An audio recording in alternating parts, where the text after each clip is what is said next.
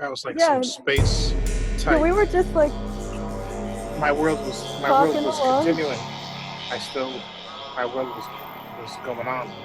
It looked like y'all were frozen. I'm gonna say Yeah, what I was gonna say. What drugs were you on? yeah, we definitely could hear you and each other. We were still talking, Right? and we could You hear saw me you. waving my hands in the air. Yeah, and I you're mean, here just like I can't hear you. I can't hear you. You didn't see me yeah. wave my hands in the air though. No. Oh well, see, y'all couldn't see then. I was definitely going like this. Well, yeah, because there was a problem on your end. Oh, Like so I we, was. So I look yeah, frozen. Oh, I look frozen, but you could you hear me. looked frozen to But us, and but you you could hear sounded me. like a robot. Oh, Right. I had the robot. Damn, I But was Yep. doing like robot shit. us two were like just talking away, and we both sounded normal. Yep. That's The all show, about the show, perspectives. It's the all show about must go. perspectives. The One show must man's go on, robot, Mike. one man's interrupting robot. There's another man's regular person. Yeah, until it's someone else, and then you're like, you sound like a robot right now. Oh wait, your You're face like, isn't moving. Your face isn't moving again. Oh shit, is it happening again? you can't hear us anymore, Mike. No, I can hear you, but your face isn't moving. Well, that's because I'm not. I Oh, don't. you I'm not gotta. even. It's a picture. Oh, Yeah, I'm not even on that screen. I opened up my Internet Explorer. don't give me like that. Don't Yeah. do you And then like that? Emily was like freezing on purpose to try to mess with me. She wasn't Yeah, moving. that's exactly what I was doing. I was trying to fuck with you. So yeah, Blue Lives Matter. Are we all co-signing that? Only the dolphins. Are we Sorry, all I co-signing? couldn't do a robot very good. Yeah, it wasn't. Uh, It wasn't. Yeah, It it was wasn't. fun. It wasn't worthy of paying attention to. We just kind of glossed over that. We'll just edit that. We'll edit that out. I mean, Smurfs matter to me. I'm an '80s baby. I like dolphins. And what do you like? That's blue. That's alive. Blue that's alive. Blue Jays. Or that matters. Or that matters. Well, I can't say like my blue clothes because they're not alive. Yeah, I mean, you could say that about Smurfs, but I'll fight you if you talk bad about the Smurfs. So Well, I mean, no, I wouldn't say the Smurfs aren't alive. They're just fictional characters. maybe we could recognize cops as blue people. What about the Blue Man Group? Oh, the Blue Men Group. They're alive and they're blue. Mhm. Because I was just gonna campaign for cops being recognized as blue people. Right. We just like push that agenda real hard, Mhm. and we give them like a culture and ethnicity, and then we recognize them as Plus- Well, they are kind of their own entity. Well, plus, you know how people are always like, I don't care if you're purple, pink, blue, red, orange. You know how they always say that? hmm And, now it could be real. even I though they say don't. green and purple. Clearly, I only think about the Incredible Hulk. I mean, they don't even really wear blue. Not always. Yeah, I guess it's more the. Wait, what color do they Imagine wear? What color like do they black. Well, I mean, it's navy blue, but like, it's Oh, black that counts. looking. wear? Navy blue counts. Is it navy blue? I mean, I think it's navy blue, but I don't know. Navy blue and black seem to be like matters of opinion for most people. Huh? I mean, they're definitely two different colors. Different colors. I mean, there Matters is of a opinion. blue that's so dark it's very hard to tell, but I wouldn't call that navy. What's I that call new that black? What's that new black color? Not new, but it's definitely a newer designation. It's like perfect black or something like that. with like straight hair. No, I'm serious. It's a color that's so black that in certain settings it doesn't even look like it's there. Like it looks like Oh, I don't know. I Some forget what kind it's of black called. hole Yeah, black. that rings a bell, and I forget what it was Yeah, called. it's a newer designation for a color, but it's so black that if you put it in certain settings or in certain black backgrounds, it kind of looks like it's just like there's an empty space. I forget what it's called, like perfect black or I just learned it like a few months ago. People were talking about objects that are made in that color, and it's like this type of black that is, I mean, it's a newer designation, so I'm imagining it's a new, not a new color, but you know, a new use for this color, you know, using it in, you know, on objects or what have you. I want to Google it now. Yeah, Now I I was want gonna to say, Google it. can't we ask Siri? Now I want to Google it. I want to see what this is called. It's like this new designation of black that is like crazy, Mike. It's crazy black. Like you'll, let's see, perfect black. And Like so black, black with good credit. it's so black it makes my hair look blonde. Hmm.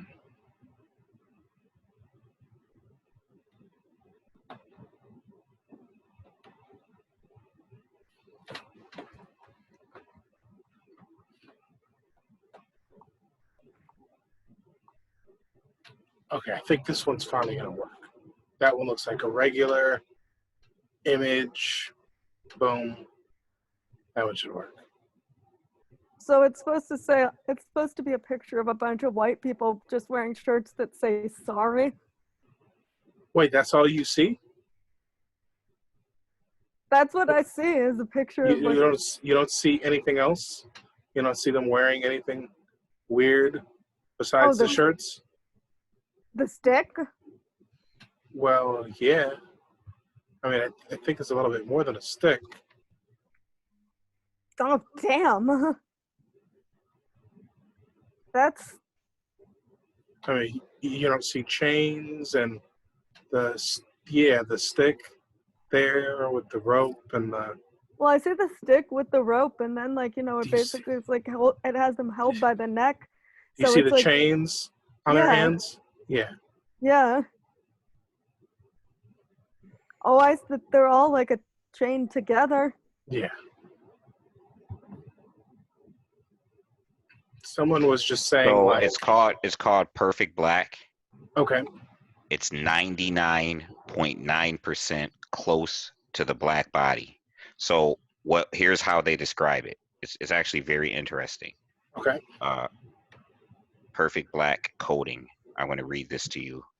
So a carbon nanotube coating developed at the University of Michigan acts as a magic black cloth that conceals an object's three-dimensional geometry and makes it look like a flat black sheet.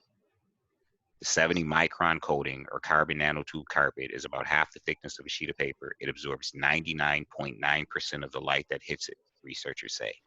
You could use it to completely hide any 3D attributes of an object. It's not cloaking, as the object can still cast a shadow, but if you put an object on a black background, then with this coating, it could really become invisible.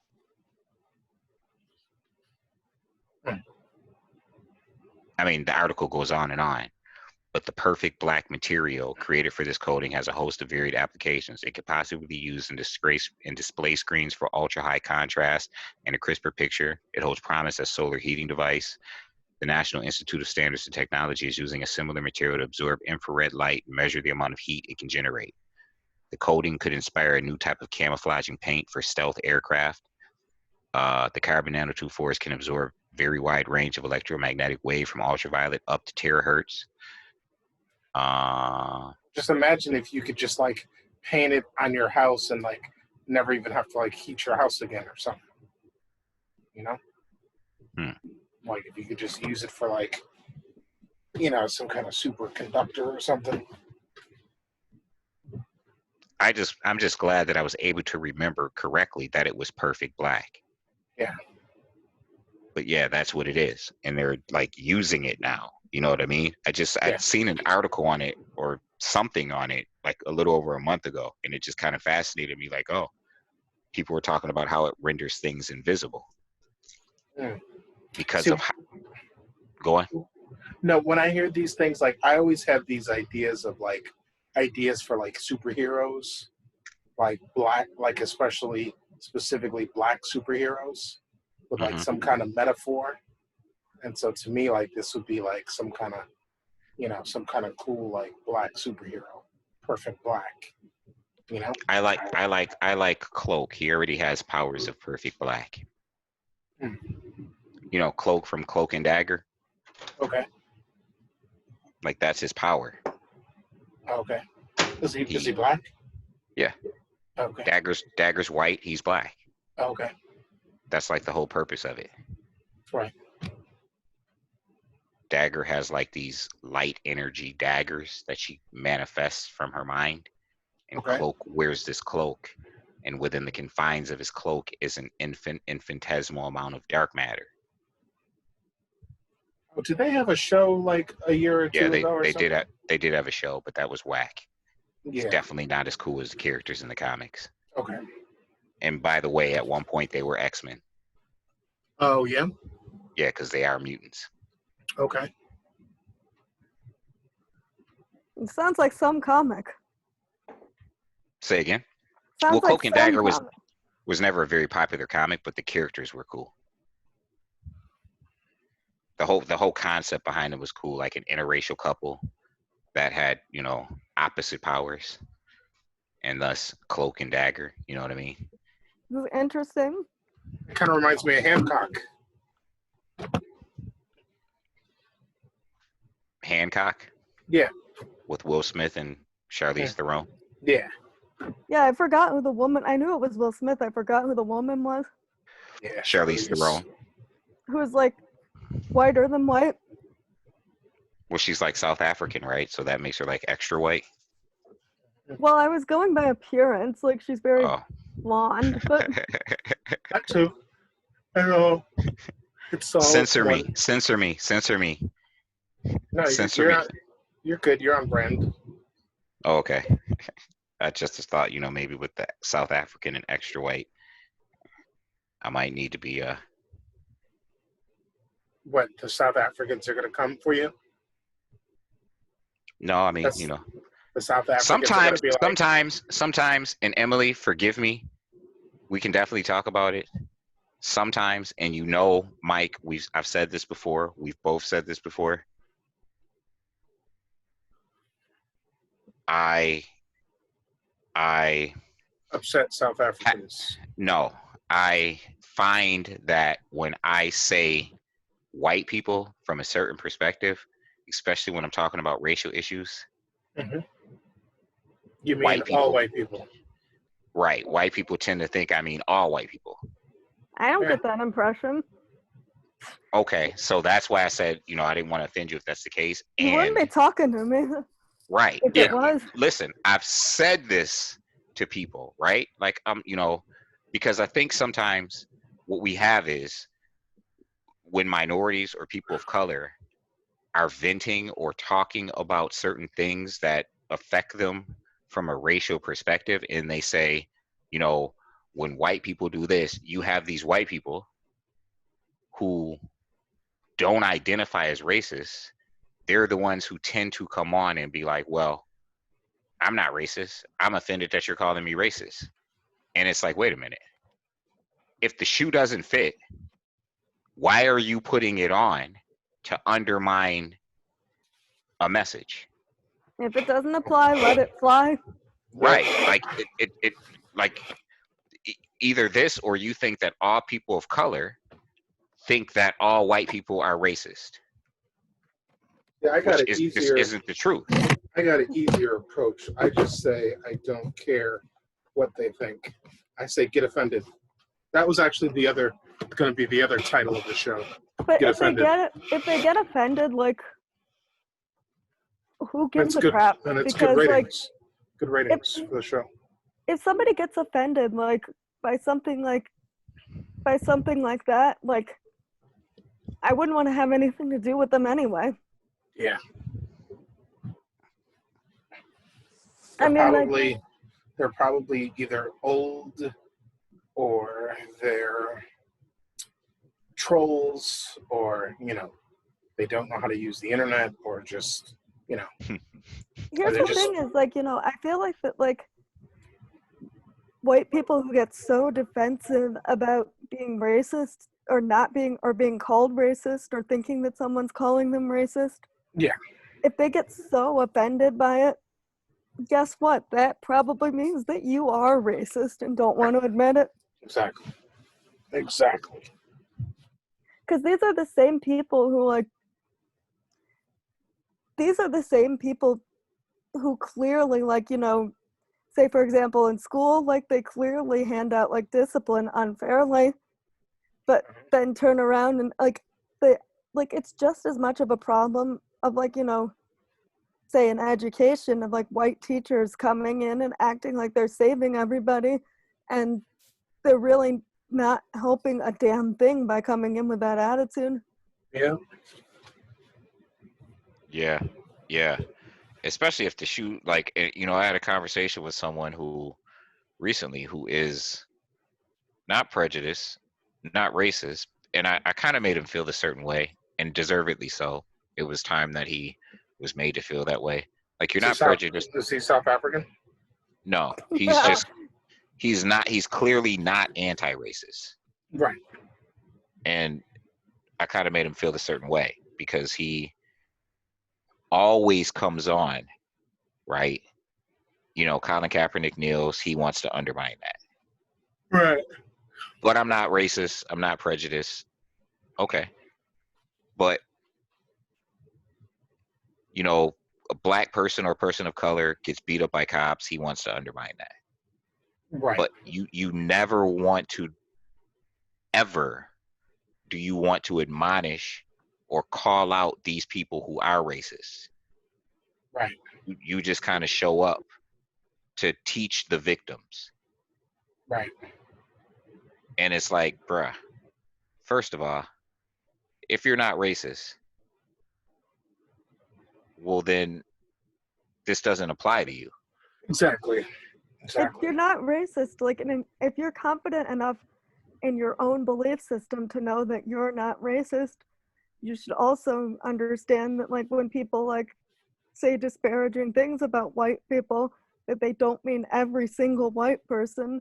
They're venting because they've dealt with, like, you know, barbecue Becky or, like, dealt with Karens before. Yep. I like Nancy. Nancy, okay. We'll go with Nancy. Wait, is Nancy a new one?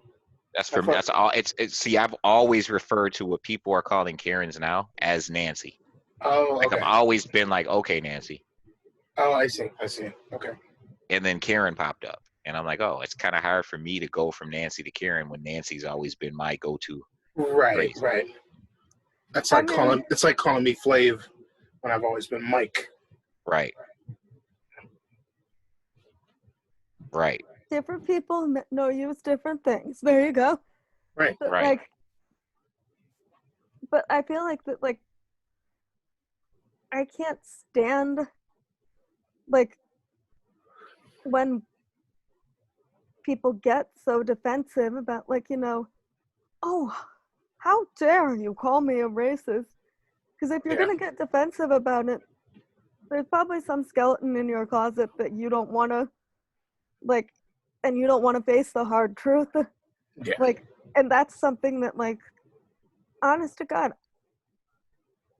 I say, well, just as much as sometimes I say I hate women, like, sometimes I can't stand white people either, even though I am one, because they're just so, like, ignorant of their own privilege and ignorant of, like they think they have to be, like, you know, externally racist and, like, call someone the N-word with a hard R, like, just to be considered racist. But no, like, it shows up in your actions.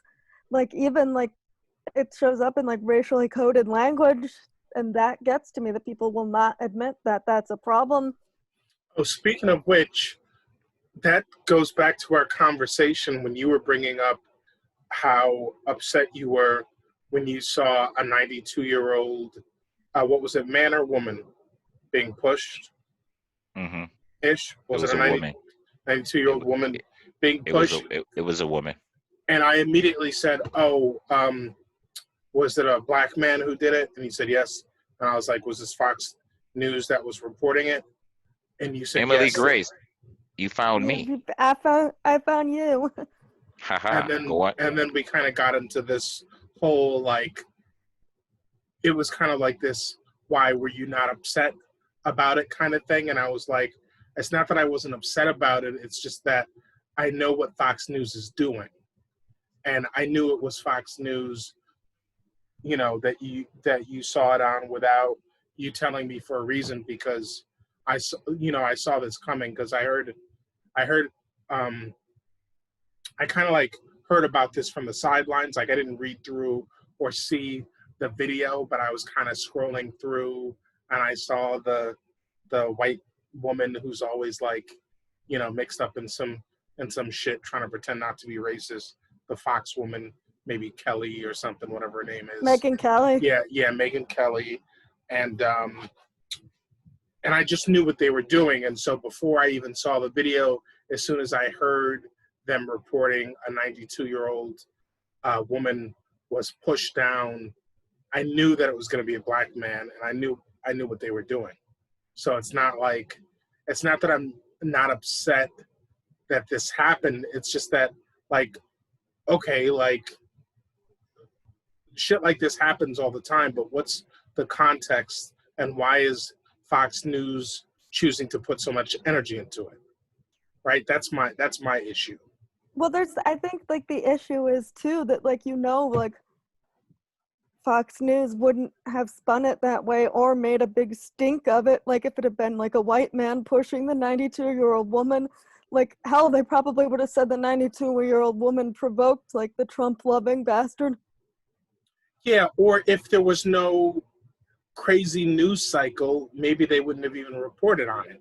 Maybe it just would have been another 8 o'clock, you know, crime news, like, you know, just that 8 o'clock blip on the local news station. But because we're in the midst of all of this turmoil, they get to spin it some kind of way. Right now, all of a sudden, it's a story, when it would have just been like, oh, there's a green firework. just another Yeah, day. there's been fireworks popping off here all night. Yeah, we had some earlier.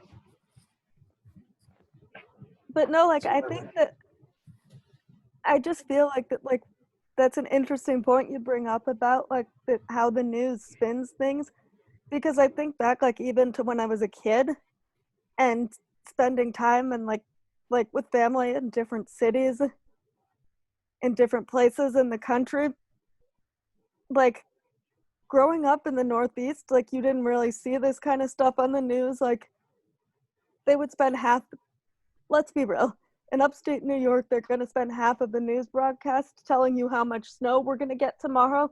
Right. But like I remember like I would visit my grandmother in Cincinnati, and like I would be like, even as a kid, I would be like appalled by the fact that like they were basically making a big show out of like perp walking like somebody black that they were arresting, and usually Right. usually a black man, like Yeah. not even just a black person in general, like a black man. Speaking And of which, they got rid of cops finally, even though that's like a week or two old by now. But you mean the show Cops? the show, yeah, yeah, the show, of course. Well, yeah, nobody needs to be watching that crap because it basically like glorifies institutionalized racism. Yeah, Just give me a second, guys. sure. Ladies and gents. That's what we're doing, Emily. I just need a second. I got jokes. Oh yeah. I just need a second.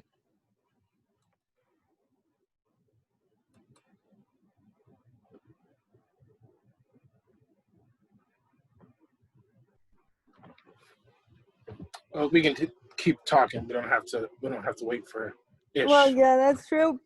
I lost my train of thought, but no, oh yeah, institutionalized racism. what a, like, I feel like shows like Cops and, like, you know, certain local news stations in different, like, you know, in different parts of the country with more of, and especially as you get closer slash and into the South, like, there's just so much more, like, racially coded, like, dog whistle type language. Speaking of which, so what do you think of that picture that I put up? And then that was that was what my friend had captioned that picture with. Well, I mean, I don't even know the context of the picture, just besides what she wrote, unless there was something more in the comments. well, like, it seems like to me, like, I kind of see what she's saying, because it seems like to me that, like,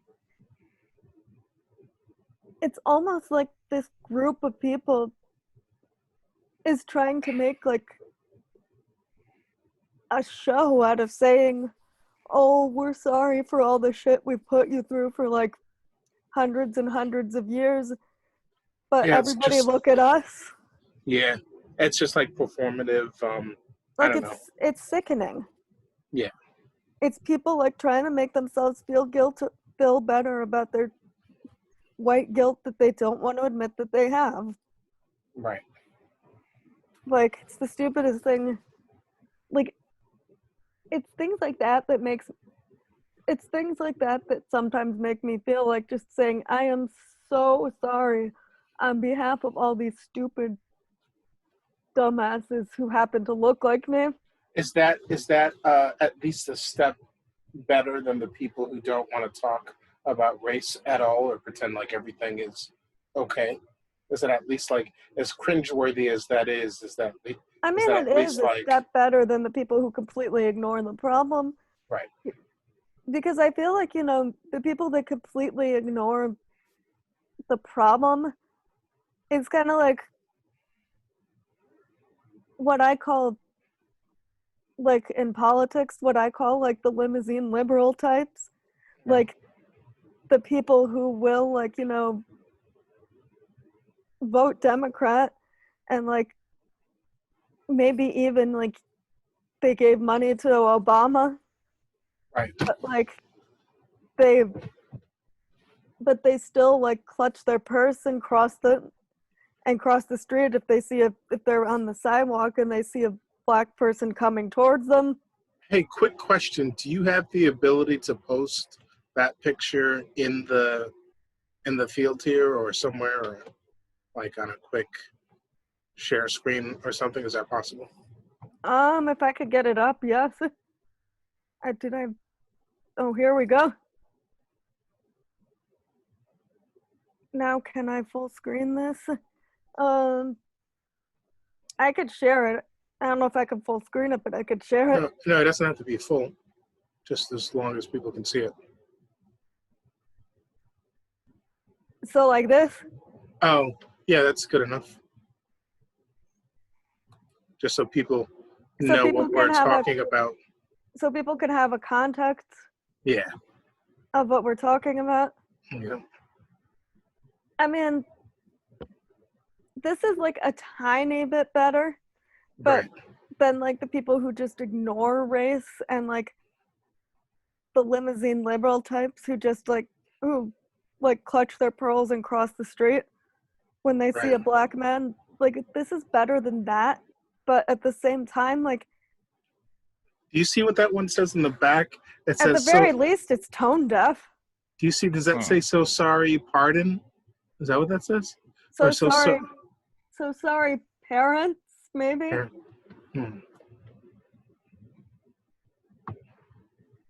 Maybe like so sorry, like black parents, for the crappy conversations you have to have with your kids.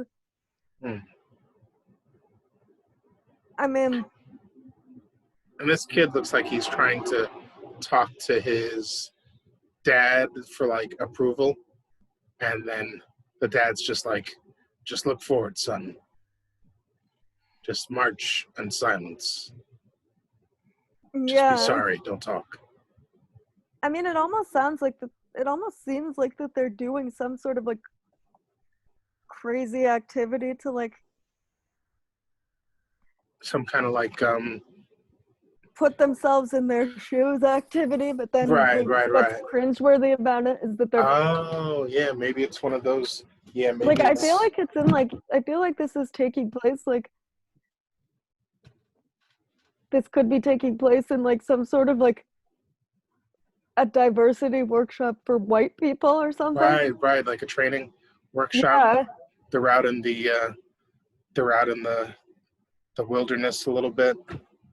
Maybe some camping. Of course, like those training workshops, I feel like that the people that need to go to them are the people who never listen Right. anyways, and they're the people who like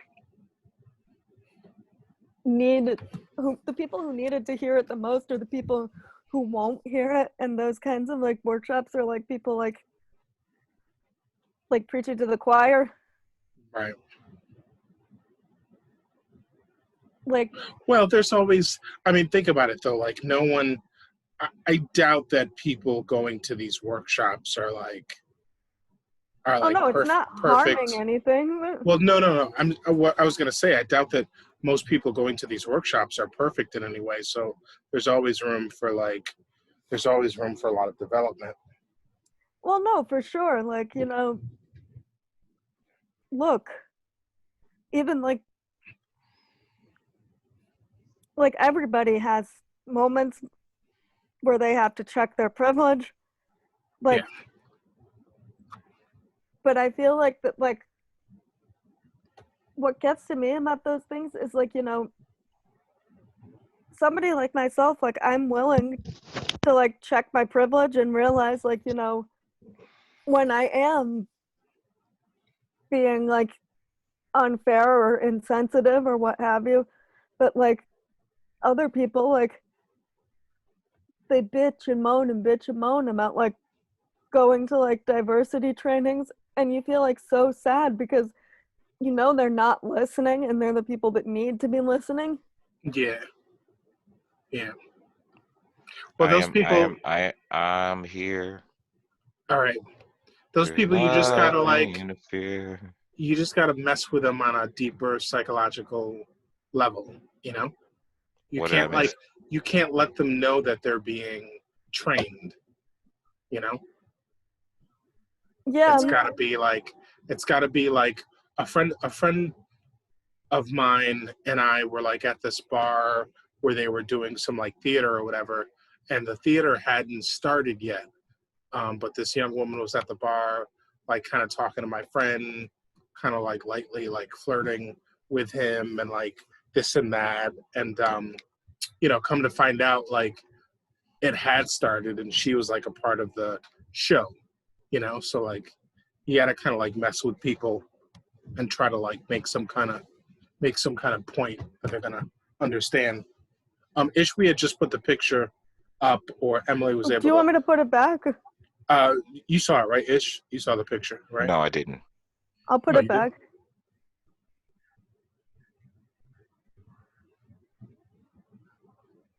I'm going to look at it now.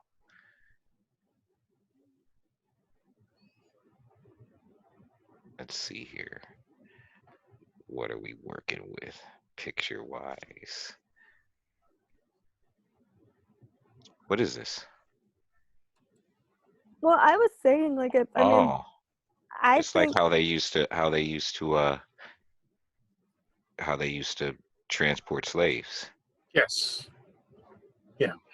So like what I was saying like is that I feel like that like this seems to be like an extremely tone deaf activity, like given it some like diversity training for white people who work with the general public, and like whether it be like for teachers or like in church or like wherever else, like it looks like it's like some tone deaf attempt of like trying to say, oh, we're trying to put ourselves in your shoes. Yeah, Ish, I also put the post that my friend had included with this picture in the chat. I'm reading it now. Okay.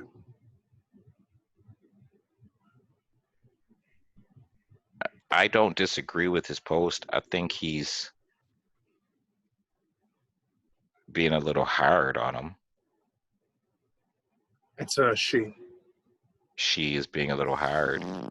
Step one, don't vocalize or display it to make it about you again.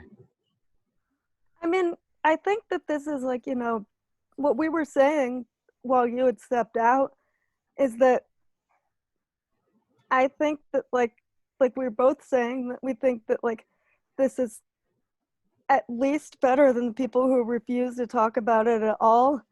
And certainly, well, on some level, it's kind of like putting on blackface. Yeah, and I could see that. Before a good reason, you know what I mean? Like for what you think might be a good reason, you know what I mean? Right.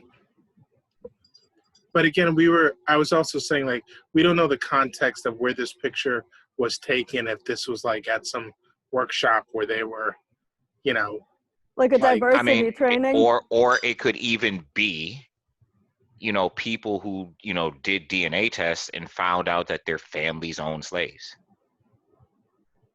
Oh, that's a good point. I didn't think of that. So they're like apologizing for what their ancestors did, ostensibly. Right. Which, on some level could be a good gesture. I mean, obviously, if you got wealth from it, give me your wealth. Like that'd be a better gesture, right? Yeah.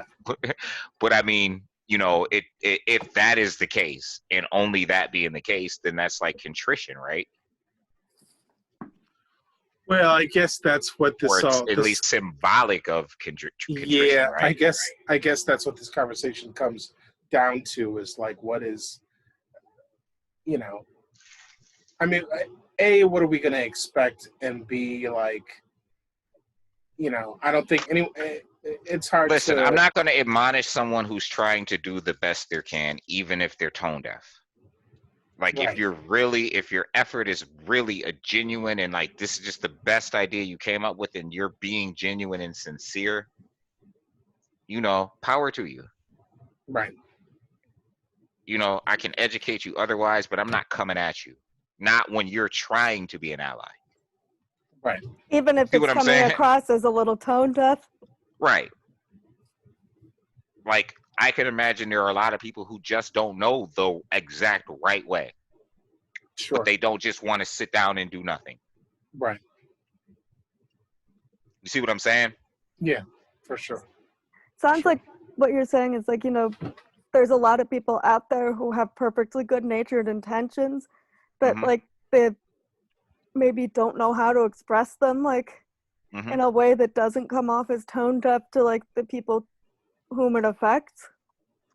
And if I'm being realistic, I would have to imagine that there are a lot of people who are just going to come off as tone deaf. Right. And just from the lack of not knowing. And then you can't it's like they can't like run up on a black person and ask them like, what is the correct thing to do?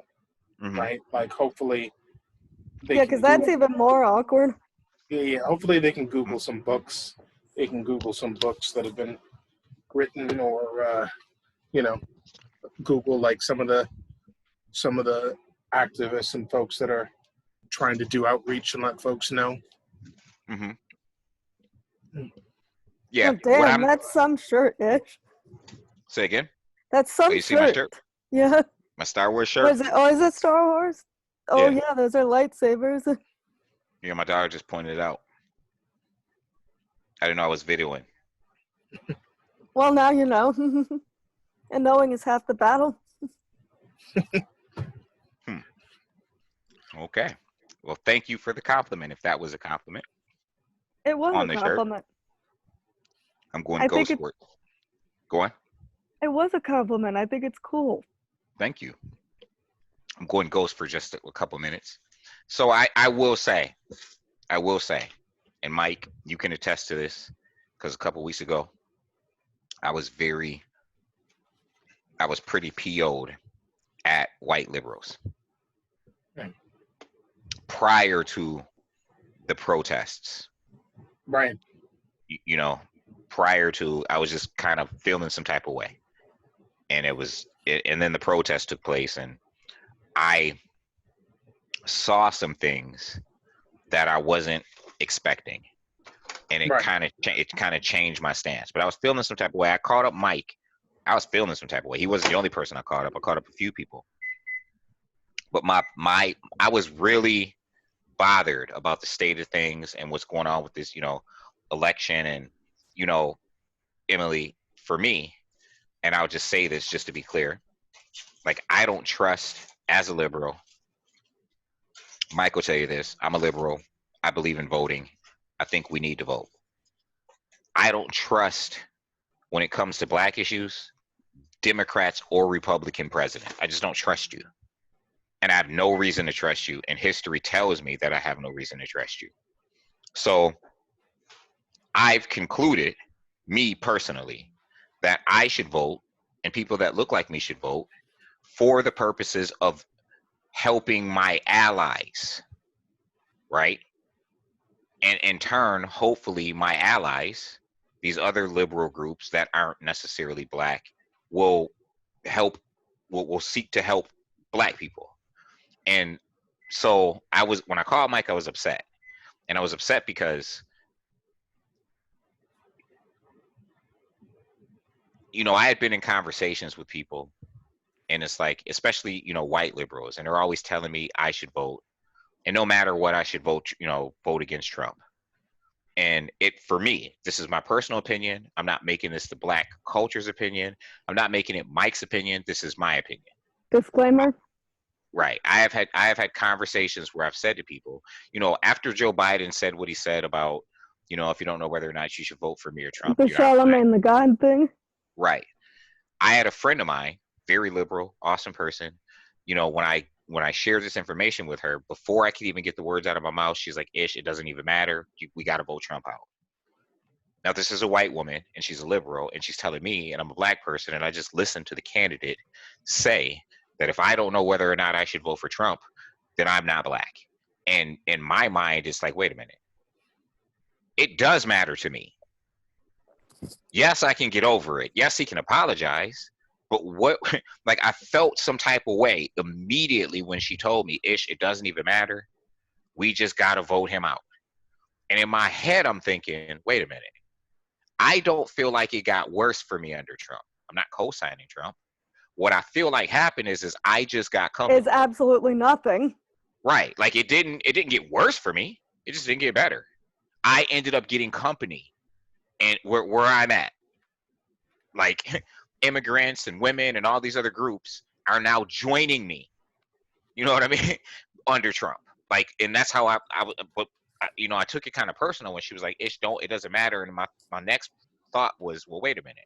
How come every time a white liberal tells me I should vote, they can't give me any reason why it's beneficial for me as a black person to vote for their candidate? It's usually something that matters to them, which is fine. That's absolutely fine. And that is a reason for me to go out and vote, because these are my allies and I will vote to support you. But I felt some type of way because I'm like, wait a minute. I know that a large percentage of my vote gives us our candidate. A large percentage of people who look like me show up to vote, and then, we contribute to the fact that there is a candidate to run against, the conservative or whomever. But hey, but just to interject, like, because I know that's been like a popular thing that folks have been saying about, things not getting better or getting worse or this or that. But I don't know about folks. I'm speaking for me. Yeah, I made that clear. I'm not speaking for anyone but me. Sure. Go on. Just in general. It's not gonna take away from your point. Yeah.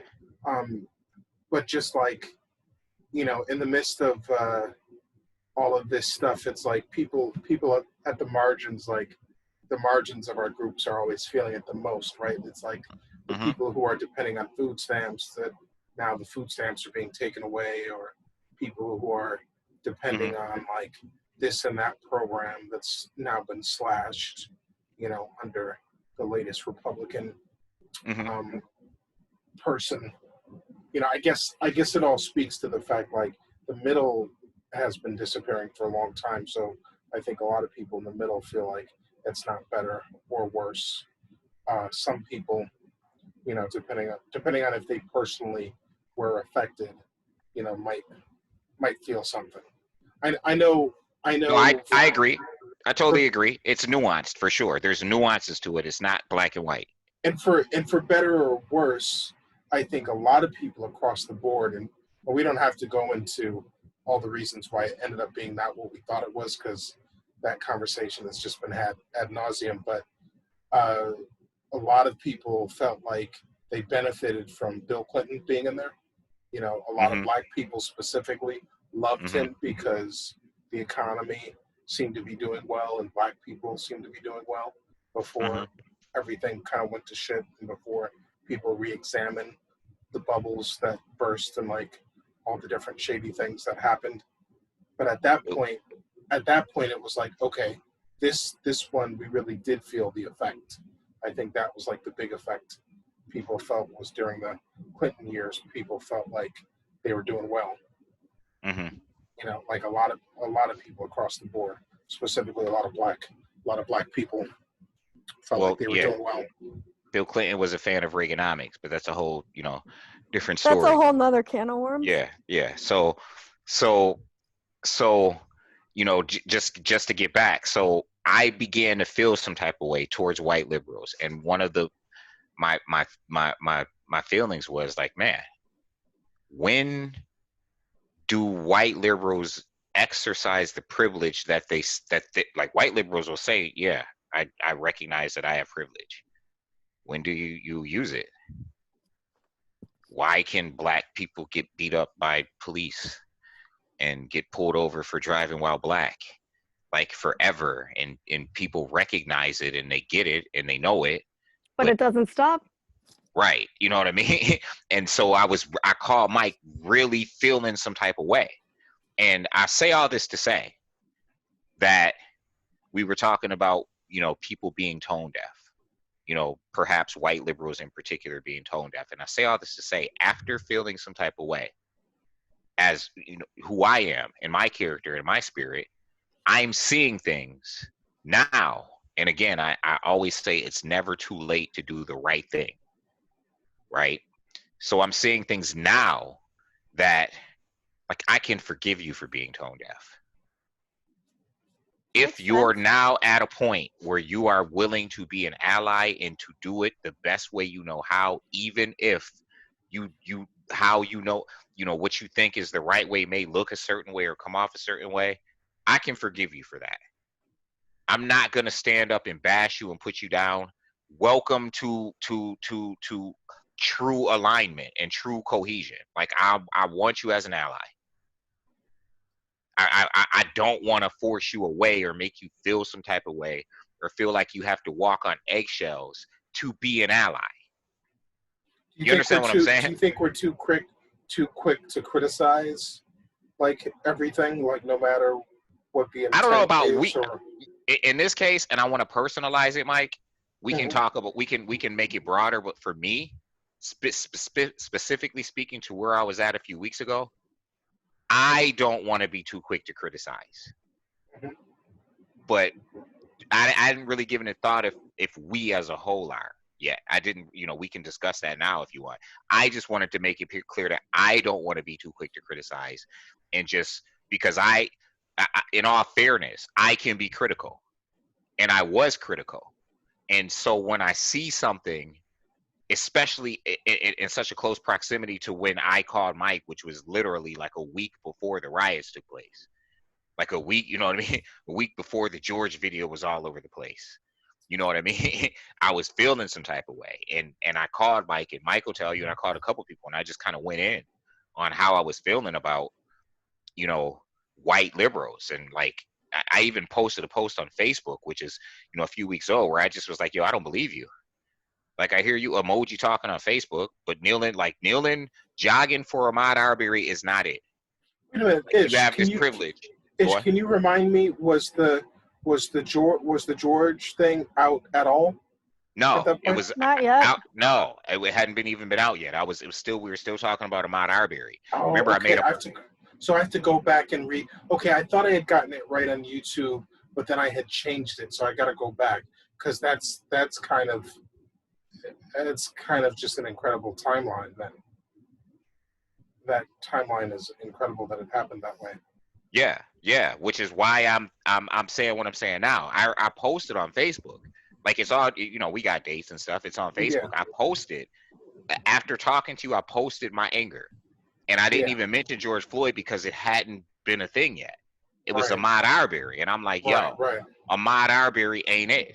I remember my post was, "Where is the white million person march?" Yes. Like Yes. that's how I started it. Like, Yeah. where's the white million person march? When does this happen? You know what I mean? Right. Like when do they get together, and like when does this happen? You know, Right. jogging for Ahmaud Arbery isn't it. This is I'm kind of quoting myself from memory. Like it ain't Well, it. it's their way of making themselves feel better, but not That- actually doing anything to fix the problem. That's what I said. I said emoji talk on Facebook. I'm like, there's substance and there's talk. Like I see you emoji talking, using emoji speak on Facebook, and what I mean by emoji speak is like my personal term, where you just say things that make yourself feel good and things that look good.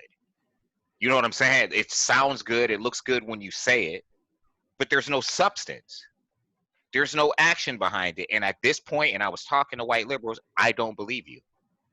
It's what I literally, you could, we just became friends on Facebook. It's a few weeks back on my Facebook page. And it's like, who would blame you though for feeling that way? Because like, honestly, like, even in my opinion, white liberals have failed the black community. I mean, you know, I don't want to, I felt some type of way, but I'll be the first to tell you that, you know, the black liberals don't wholeheartedly just rush to the forefront to support the LGBTQ community. Like we have our issues. That's And true. when I criticize, I'm fair across the board. I was just telling somebody a few minutes ago, which is why I asked you to hold on. I was just telling somebody because they asked, I told them, we were talking about prejudices, and I said, sometimes I can be prejudiced. I don't know if it's a prejudice towards white liberals. And she was asking me why. And I was that was one of the things I mentioned, that we as liberals aren't willing to examine and scrutinize ourselves. So then we find ourselves in situations just to uphold the popular opinion of the day. We find ourselves in these situations where we go against our own principles and we won't even say anything about it. Like nobody wants to talk about, you know, the fact that, you know, for the most part, black people don't support the LGBT community, but they're liberals. Like no one wants to have that conversation, or some of the other conversations, like how many liberal men can be misogynistic. Like these are things we just don't want to talk about. We'll rather be like, well, the conservatives. But if we don't fix ourselves, if we don't address issues within ourselves, then our enemy can use these things against us. Or like, if we don't fix ourselves, like, there's no leg to stand on to criticize, like, Right. stones and glass houses. Right. I often say, and you'll see it as a friend of mine on Facebook, you'll see I often say we're all hypocrites, not just liberals, everybody. Right. So we have to look at ourselves and find those areas where we are hypocritical and address them.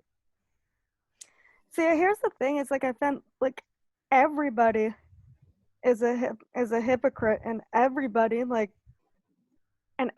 has some sort of bias. But I Yes. think where the difference lies is like, you know, are you just ignoring it and denying it versus like, are you actually recognizing when you have it and like giving a crap about it? Yes. This is important to me. It's the reason why, as a liberal, I scrutinize and criticize liberals, because I'm a liberal, right? Like, I don't want to walk a crooked path to get to a so-called correct conclusion. You know what I mean? And which brings me just full circle to what I was saying, Mike. Maybe in this particular situation or in this current climate, maybe we can be, and maybe it's because we're triggered, black people as a culture. Like we're triggered. We're tired of some things. We're feeling some type of way, and maybe we can be overly critical of those people who maybe yesterday were oblivious to things, but today Right. their eyes are wide open and they're Sure. trying their best. You know what I mean? Sure. That's true. Like, I think, like, you know, that so many people are starting to, like, I do see a lot of difference in what's going on right now versus, like, after George Floyd versus, like, the 1 million too many times that it happened before. Like, I do see, like, a lot more awareness as opposed to previous times, I guess. I for one am moved, especially considering where I was at a few weeks ago. I'm really moved by what I'm seeing. Well, and especially given the fact that we're in the middle of a global pandemic and people are throwing that aside to go out and take action. That's an excellent point. Yeah, I think it's fueled. I think the pandemic has actually fueled the sense of outrage. I think it's like people have been contained, and you know, it's like you can't like contain all of this like energy and passion, and people like haven't had outlets, and now it's like they're sitting around like recognizing what's happened without being distracted by as much work and as much, you know, nonsense as we're usually distracted by. And Well, and I so it's think like, that's true, but and also on top of that, like people are seeing, like, you know, for example, that the coronavirus itself had a more adverse impact on Black and Latino communities, and it's not because of anything necessarily genetic, but it's kind of like bringing to light like like how the system has failed those communities, and it's eye-opening and depressing. Yeah, you're right. It's not in this case. It's not genetic, right? It's more like social conditions, Well, social economic conditions. or the fact that, like, you know, say, yeah, exactly, socioeconomic conditions, like, for example, because like the Black community tends to be underinsured as far as health insurance goes, they maybe had not been like going to the doctor regularly for years, so they may have, like, you know, diabetes or high blood pressure or whatever that they didn't even know about. Not to mention they probably have high blood pressure just from the bullshit they have to put up with.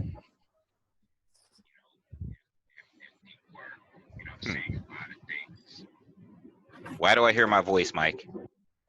I was trying to edit the title of one of our videos that I had like mis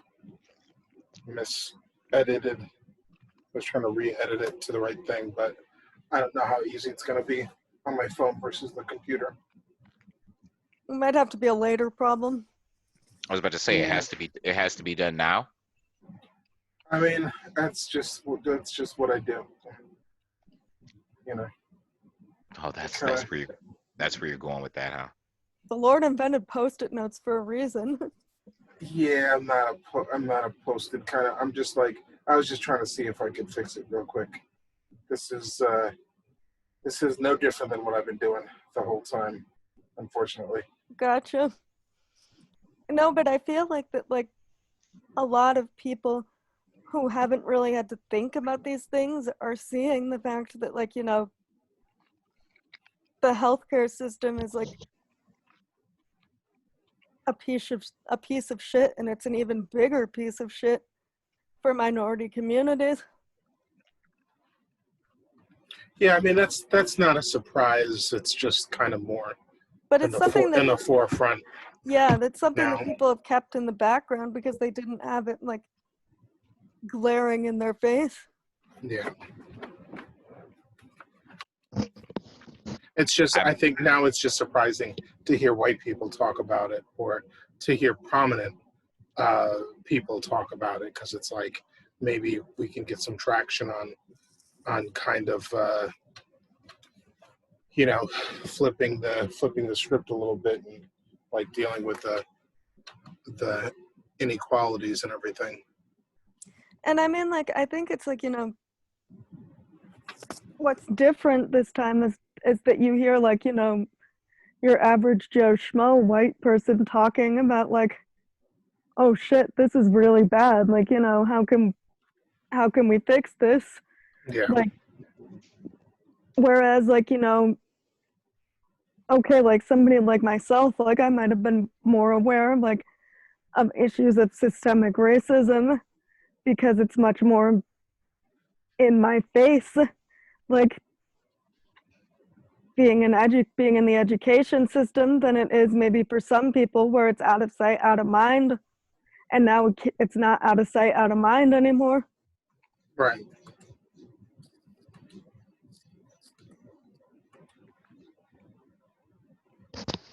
I'm sorry, I'm reading something that actually may be interesting and relevant to this conversation. So give me just a second.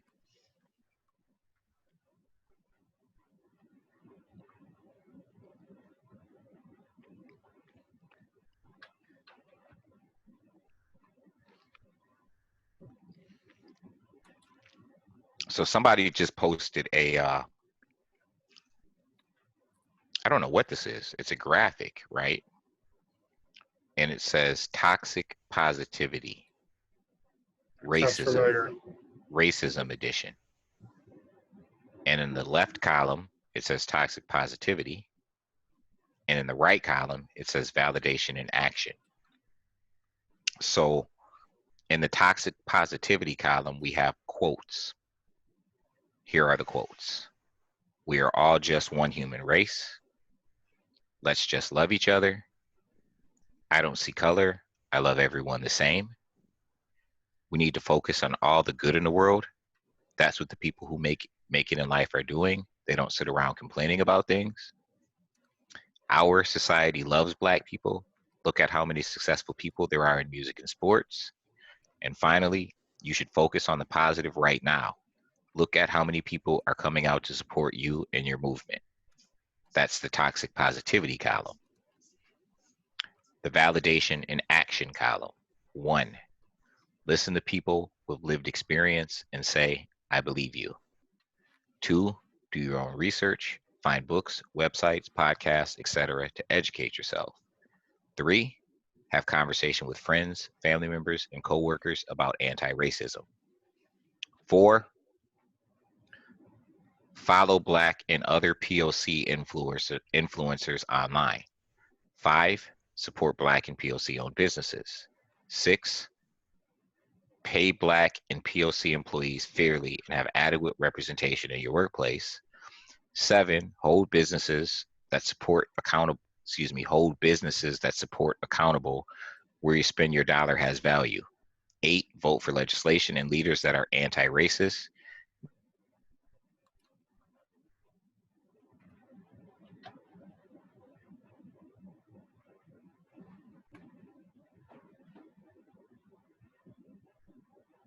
No. Extreme. What do you think, Mike? What do y'all think? Oh, I was hearing some of that, and then some of it got cut off. Well, see if I can close some of these extra tabs I have open. Maybe I can start getting better reception.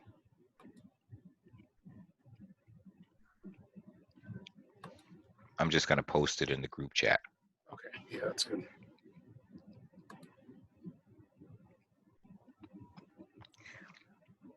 Oh, wait a minute. How do I send pictures? I don't know if there is a way to send pictures. Wait, what do you mean?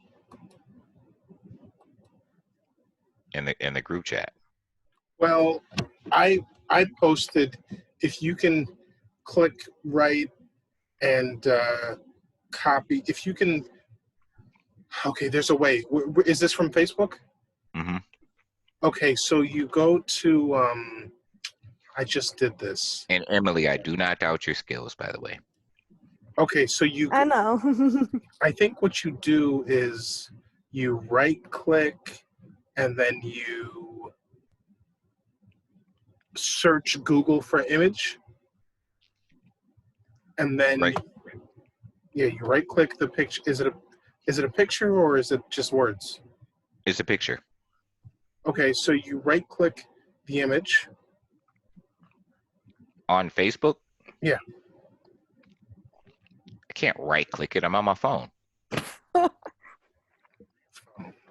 Well, then you hold down on the picture and then copy it. I copied it to Okay. my phone. No, but that's not gonna put it in the chat. That's not gonna put it in the chat. You gotta hold and copy, and then you either paste or you have to copy image address and then put that link in the chat, and then Emily can do what she did to mine and then put it in the thing again. Put it on the screen. I'm holding. Or you might just email it to her and let her take care of the rest. That might even be easier. You're holding, does it say copy? Nope. It says save to phone, share external, find support. Oh, share. Go to share. Share external? Yeah. If that's what it says? Yep. You're mad muffled, Emily. Now, where am I sharing it to? You can share it to Emily's, I don't know, ask Emily how she... Ask me what? How do you want him to share it to you? What's easiest? That's between you two. That's between you two. I don't know. Y'all would have to tell me. Let's see what options I have here. Set his profile picture. Oh, I know what I'll do. I got an easy way to do this. I would say emailing it to her would be the easiest.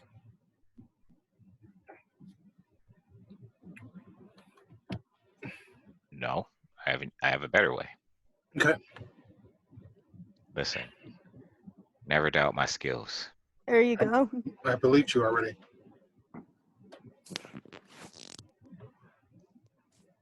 This is how I'm gonna do this. Bam.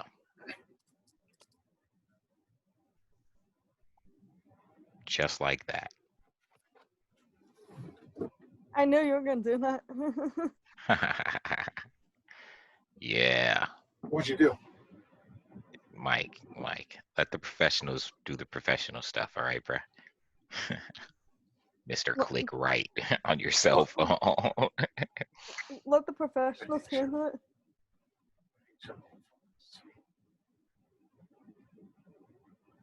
Let the pros be pros.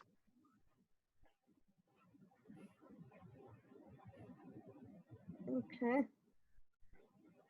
Now I'm going to try to figure this out. Oh, here we go. Stop with that picture. Save.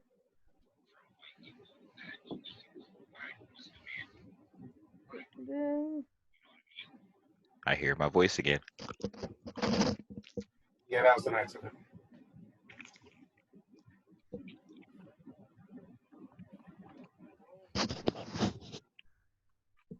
Jesus Christ.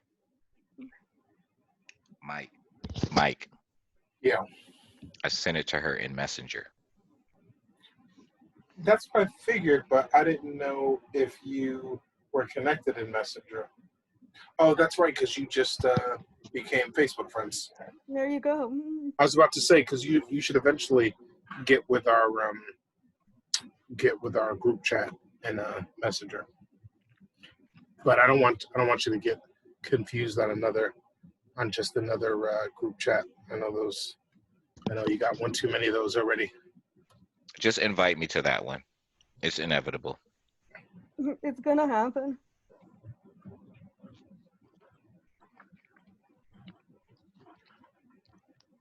You might as well just invite me to that one too.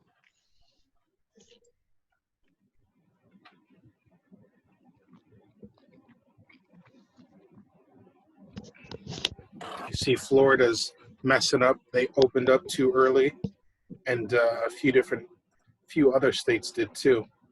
I knew they were Georgia. bugging out. Oh, Georgia too? Damn. Texas. Georgia was one of like the the first first. ones. Yeah. Yeah. They're seeing an uptick. See, I try I to know tell my people. folks. I know people, and the reason why they're seeing an uptick though, it's not because of what's going on in their state, right? It's because people, like I know several people who've already went to Georgia for vacation because they're open. Oh, people go there for vacation. Yeah, so you're talking about outsiders. Like people from here. Like even if there's still COVID here, we're better off in this contained area than we are if we open up and a bunch of people travel here. Yeah. You definitely. You see don't what I'm want that. saying? Yeah, you don't want any cross pollination. Cross contamination. Yeah. You don't want that. That's what I was saying to a few of my friends that went to Georgia. I'm like, and they're like, yeah, you don't got to wear masks there. I'm like, yeah. They're like, Georgia's Yeah, right. open. And I'm saying to them, I'm like, dude, the problem isn't them, it's you. Yeah. Like you're coming from New York to go to Georgia. Like they may be all good and feel it's cool for them to open up, but you're gonna be the, you know what I mean? Yep. It's just like wearing a mask. It's like people are like, oh yeah, I'm wearing my mask. Like you're helping other people by wearing a mask. I mean, you're helping yourself a little bit, but you're really looking out for other people. It's like you want to get back to the norm so bad that you don't care how you may be affecting the people in the places that you're going. See, this is what leadership is all about. We have piss poor leadership, and we have a country that is scientifically illiterate, and we don't. There was a time where people kind of listened to science. I think I don't know when that time was, but I feel like there was a time when there was at least more respect for it. But now everybody's their own expert, and everyone's digging up YouTube and all that nonsense. Yeah, So, memeology 101. Yeah, and it's like we need good leadership. We need like strong leaders to unequivocally tell us like, no, we're not going to listen to the moron in chief telling us when it's okay to open, and we're not going to listen to our governors. Yeah, like some of these mayors have had to be like, nope, we're not listening to our governor saying it's okay to open. We're going to do right by our city, keep it closed. The mayor of Atlanta was like on that for a while. I mean, maybe she finally relented and said, okay, let's open. But for a while they were like, no, we're not doing what the rest of Georgia does. Oh, do you see the picture up? I see the picture. Toxic positivity. Yeah, there we go. Leave it to the professionals. You need a man with toxic positivity. Remember that song? No. You're singing to yourself, man. No, yeah. I don't. I definitely That's Ralph Tresvant. Oh my god, I can't stand I can't stand how tone deaf the left side of this is. And what? Well, like all of these phrases, like all these toxic positivity, as you call it, all these phrases like are clearly just people who are uncomfortable and like want to forget the fact that they're uncomfortable. So they're like, oh, well, we're going to think positively. Like if I'm making any means of sense whatsoever. Yeah, you are. You actually are. You are. Is Mike still there? I'm still here. What's going on with my Zoom? I'm sorry. You break something? No, I can't. I can see you. I can see Mike. I can't see myself. Oh, well, you're always in ghost mode. No, but I had come out, and normally I have the option of seeing myself as well. I'm about to come out. I'm about to come out in a second. I'm about to come out of ghost mode for the duration. Maybe you achieved perfect black. I went Super Saiyan. There you go. but I am about to come out of ghost mode in a second. Further duration. So you said that you see the positive is tone deaf. Well, there are, right? Like it's tone deaf if you say all lives matter and you genuinely mean it and not as a counter to Black Lives Matter, right? Like those people. All houses matter too, but you want to help the one that's on fire. Right. But I think that those people are not inherently, but in that situation, tone deaf. You know, again, not everyone who says all lives matter has bad intentions behind it. Right? No, a lot of them don't have bad intentions. They're just, tone deaf. Yeah, and a little more than tone deaf. They're like, I think they're a little blind as well. Well, it's like they literally don't understand what the big deal is because they haven't seen what the big deal is for themselves because they're like isolated within their own communities. Yeah. Like the experience of like a white person who grew up seeing like any Black people that were around in a mostly white community be like shat on is going to be different than if there were no Black people in that community whatsoever. Sure. Because that's like, I did grow up seeing the Black community get shat on. Like I distinctively remember like being in the mall with my friends and getting like, followed around by the sales clerks and like people looking at me, like I was like a little skinny thing, like believe it or not, when I was in high school. So like I literally got looks of pity, like, oh my God, you little like tiny white girl, like, are you okay? You're walking around with all these big Black guys. And I'm like, what? And I'm thinking to myself, what the fuck are you looking at? They're my friends. Go fuck yourselves. Yeah, the "are you okay" thing is very prevalent. My friends get that. I had a friend. I think when I was living in Harlem, we had a night where we were just like bugging out, having a good time.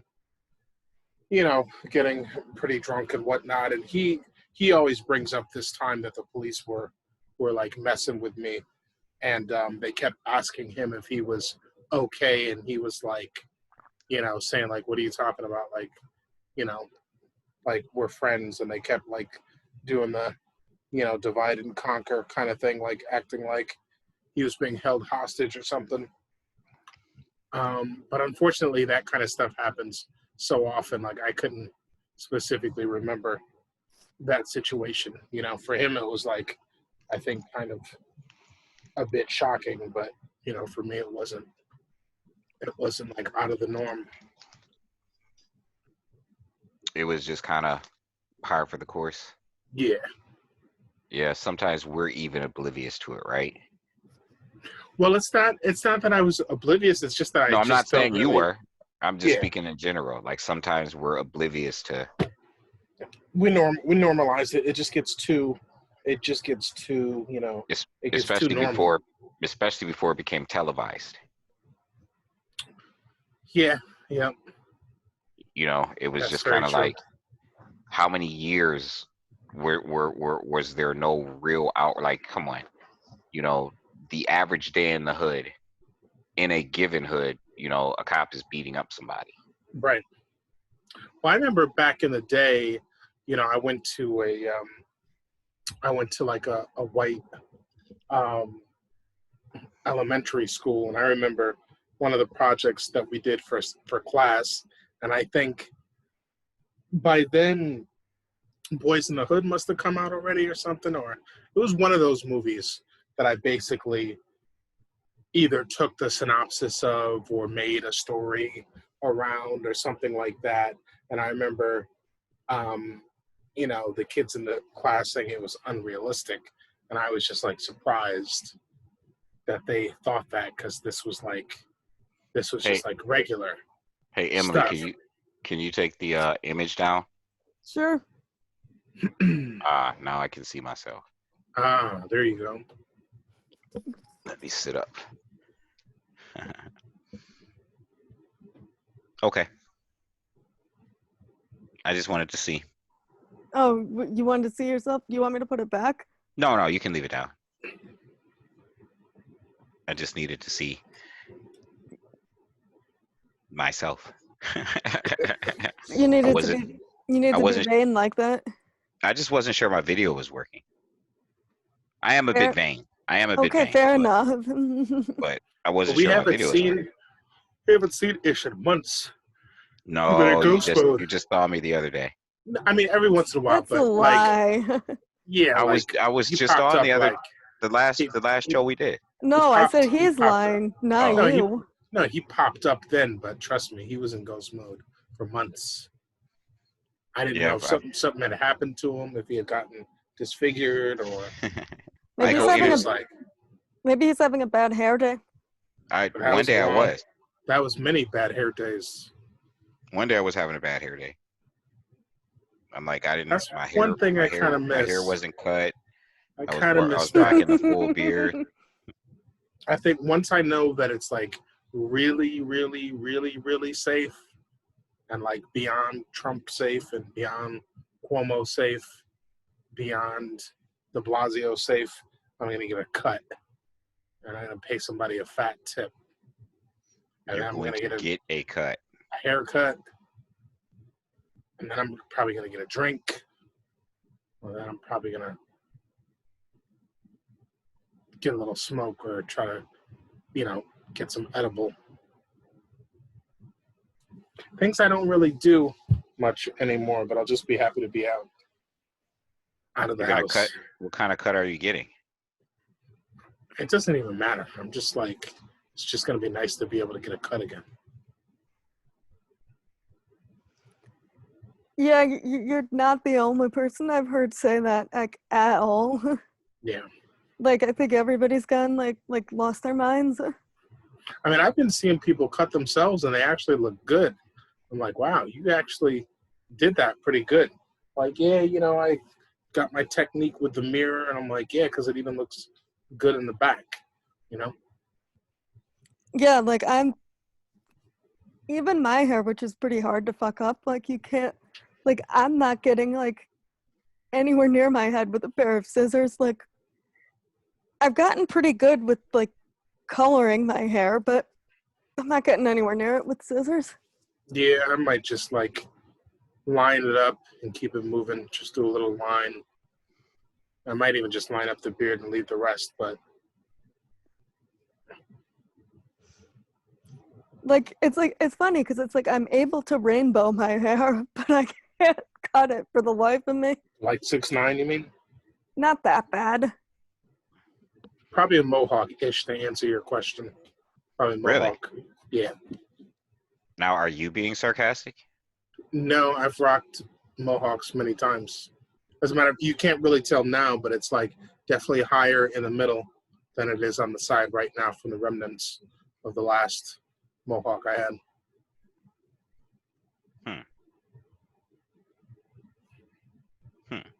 That's cool.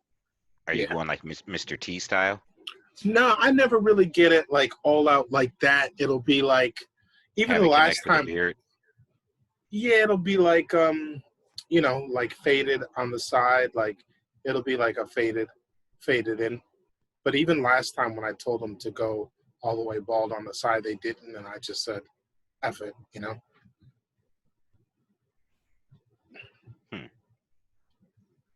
But if I could grow a full head of hair, I might go with the mohawk as well. Or I'm just just want to throw that out there at you. yeah. You are not alone. Or However, on the flip side, I think I'll pass on the mohawk. No mohawk for you? Unless it's green. okay. I don't know. Unless you'd go with the green mohawk? Yeah, I mean, I'm semi-kidding. Only semi. What is there about green? Well, it's my favorite color. Oh, okay. So Nothing that exciting. Okay. So what we were just saying, we were just talking about something, and I felt like I had a thought on that. Green mohawks? No, right before he mentioned the haircut.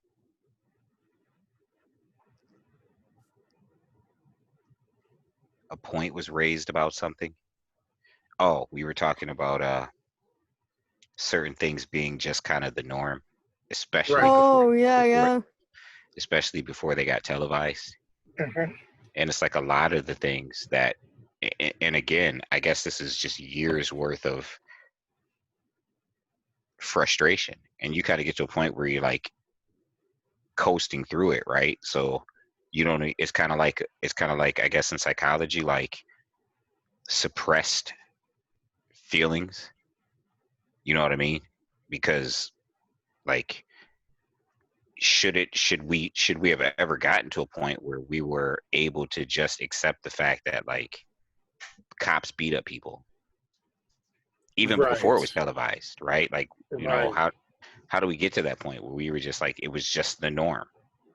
you Right. know I Yeah, remember like some how do we get from point A to point B here? I remember saying some years ago on social media, I remember saying, if you're mad about the protests in Ferguson, or even some of the unrest that's taking place in Ferguson, but you've been comfortable living in a world where you know what driving while black means, this is a problem. You know what I mean? Like, if you just know what it means and you never questioned it, you just lived in that world, you know what I mean, as a non-minority. And, for a long time, people knew what it meant, driving while black, and that this was a thing. And it wasn't like anyone ever stood up and said, wait a minute, why is this a thing? It was just a thing. And it's okay. You know what I mean? Like, we don't have to discuss it. It's just kind of known. And it's like, well, then when you see people protesting because some people got exonerated for killing a black man in Ferguson, and they are showing anger and rage, and they may be going about it, some elements may be going about it the wrong way, there are some questions that you need to ask that are systemic and are rooted in things that took place long before this man was killed in Ferguson. You understand what I'm saying? And it's like, we're at a place where now, and I'm kind of glad, because, and again, this isn't a pity party, but when I look at it, I know I accepted some things. I used to be on the block. I used to do dirt. So my encounters with the police, mind you, I've had some bad encounters with the police as just a straight, square civilian. But there were things that I didn't question because, like, I was on the block doing dirt. It didn't make it cool that when I'm standing on the block, the police car doesn't pull up. They just drive up on the curve into everybody. You know what I mean? You got to like kind of jump out the way because that's just what they did. But we didn't question it. We weren't recording it with our camera phones and, you know what I mean, posting it on YouTube. And you understand what I'm saying? We just kind of like, okay, par for the course. This is just what Like it it is. seemed normal to you, so it didn't seem like it was anything that you had like a leg to stand on to complain about. Well, right. It was, we kind of, yeah, like Mike said, like you're saying, like these things become normalized. It's just the norm. Well, and I think too, if it's like, say you're growing up like in a community where everybody looks like you, and then that's what you see on a daily basis, like it doesn't occur to you that like other people don't get treated that way. Mm. That's what makes it even worse, because it does occur to us.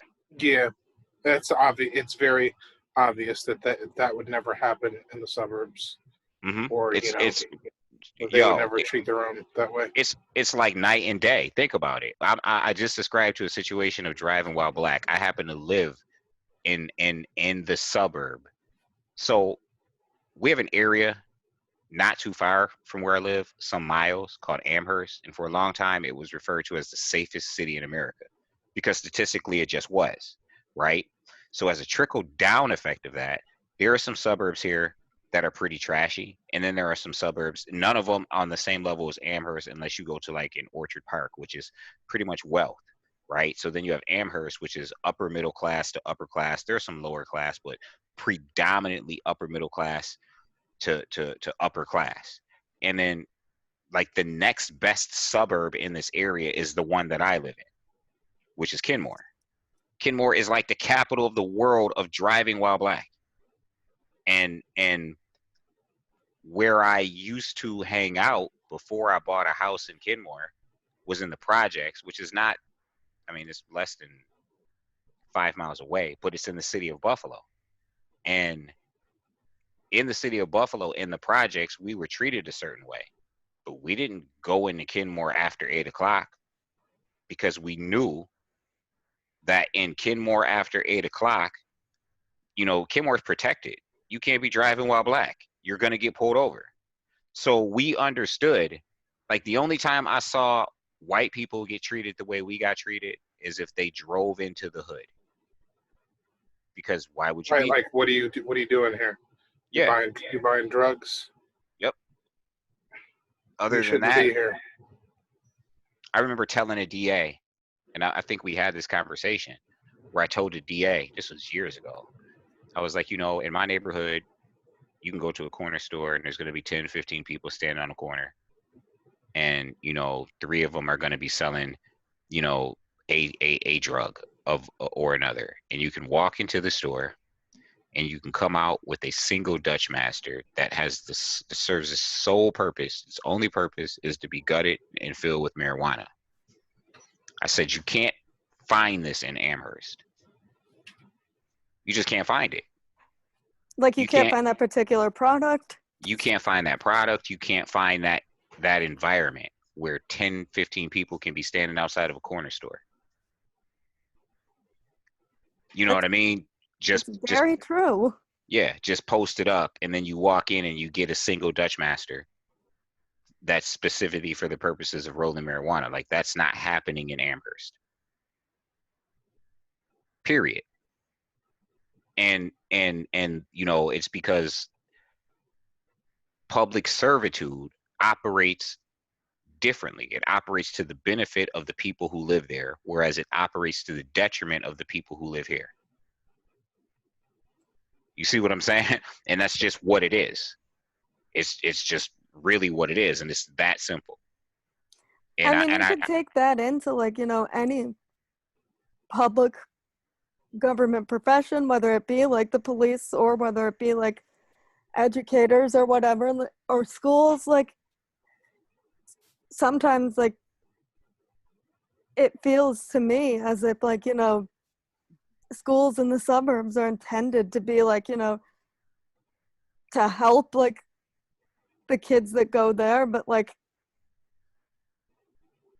it's almost like the way that schools are structured in certain neighborhoods, like they're structured in such a way like to set them up to fail, and it drives me nuts.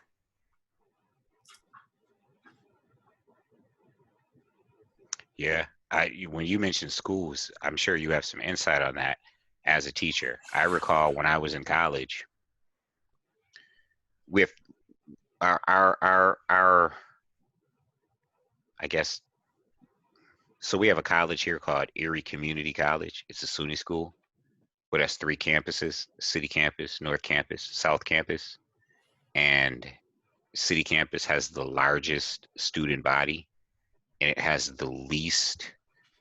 offers the least amount of degree programs of substance. As a matter of fact, the only degree program of real substance that you can get from City Campus is a culinary degree. However, and I remember I encountered the situation because, you know, I was in school for, at the time, media arts and communications. And I needed a photography class that was only offered at North Campus, which is like out in Orchard Park. But because I was in the actual program, the photography teacher had to come to City Campus. He didn't want to, but he had to. But one of the big problems that we faced in the student body at City Campus is none of the teachers who taught classes of substance wanted to come to the city to teach. They just didn't. they wanted to teach, you know, in North or South Campus, which were out of the city. One was in Orchard Park. I can't remember where the other one is, but 2 different cities And outside they of the city probably of gave Buffalo. some stupid, shitty excuse about like safety or something or some bullshit too. I mean, it's safety, it's large classrooms, it's, you know, 100 things under the sun, right? And, you know, some of them are valid, but just the reality is the students couldn't fathom, and we used to protest. I remember they broke the law. They locked our student newspaper. They put a chain and a padlock on it because, you know, we were reporting about it. And we were also questioning, you know, where student union fees were going. And, you know, there's a lot of things that were going on. You know, supposed to be transparency. They weren't being transparent. And there was a lawsuit going on. And what was added to the lawsuit was that they came in and they literally, like, they just shut down the student newspaper, put a chain and lock on the door. But it was a big deal. Like, I got involved. At first, I didn't care. It wasn't that I didn't care. It just didn't matter to me. And I didn't realize that it did matter to me until, you know, I had to take this photography class, and this teacher didn't want to come to city campus to teach it. And I didn't have to go to the other campuses because I was actually in that major. So you have to provide it to me. And he's like, you know, there's 3 people at city campus who need this class. Why do I have to come there? He didn't want to come. You know what I mean? To teach photography. But it made me realize, like, wait a minute. And I started looking at the education system in my area, right? And why, you know, I remember, you know, my daughter was in school, and I was like very hands-on with my daughter's education. I remember I talked to her principal regularly. I always talked to her teachers. And, you know, I remember she got a word list one year, and it was, I want to say like 100 words were on the list. And, you know, by the end of like the next year, they needed to know all of the words. And I was reading this list, and I can't remember because she was like 6 or 7 at the time, and she's 24 now. So, but I just remember that I'm reading the list, and I was compelled to call the school. And they were like, well, they would have the principal call me back, and she did. And the reason why I was compelled to call the school is because after reading the list, I concluded, and I said as much to the principal, that there are words on this list that I could teach my daughter, you could teach my daughter till she's blue in the face. And I'm not saying that you don't, but she can't begin to understand their meaning for like the next 8 years. Like, there's words that you could tell someone till they're blue in the face what they mean, but you have to have experience to actually understand why this word means this thing. You understand what I'm saying? Like, it's not just So it's like it was developmentally inappropriate, ostensibly. right. It's like there's no way she's going to understand the depth of the meaning to this word. You know what I mean? Like, and no other kid is. And the principal told me, she's like, you're right. And that's when she just like opened up pull back the veil. We were just talking, and she was like, listen, she was like, there are a lot of teachers in this school that shouldn't be here. Just what she said. She was like, so what happens is we're now forced to determine which teachers should be here based upon their ability to teach certain types of information to the children, like Terra Nova testing as an example. It's not really meant to test the children, right? No, it's meant to test the teachers. Yeah, the teacher's ability to teach, which I didn't know. You know what I mean? So she started telling me, she was like, Terra Nova testing, there's all these things. And she said, because if I'm being honest with you, there are teachers that really don't want to be here and teachers that should no longer be here. It's just what she told me. She was like, and this is a problem that you're going to find in public school education, is that you have a lot of teachers that, I don't want to use the word aren't equipped to teach, but would rather not be teaching in that setting so they don't bring all their tools to the table, so to speak. So they kind of phone it in, basically. Right. And again, you know, I'm a big fan of teachers, like a mega fan of teachers, but that bothered me because it just harkened back to my days in college and what I went through going to city campus. Like, it wasn't, I didn't go to like a major college or anything. I went to city campus, so it was like, man, this sucks. I'm going to be stuck here another semester because a photography teacher doesn't want to teach the class. He doesn't want to come to city campus to teach the class. It's the largest student body. You know what I mean? Like the best degree program. I mean, I had to really work for my degree because like all of the classes weren't at city campus. Again, the only program outside of nursing, you could take nursing at city campus and complete a nursing degree. But that and culinary were it completely at city campus. Meaning if you wanted to get other degrees, which the school offered, you would be spread out. Like Orchard Park is an hour away. Well, You understand what I'm saying? from what I remember, like traffic is no joke either. Right.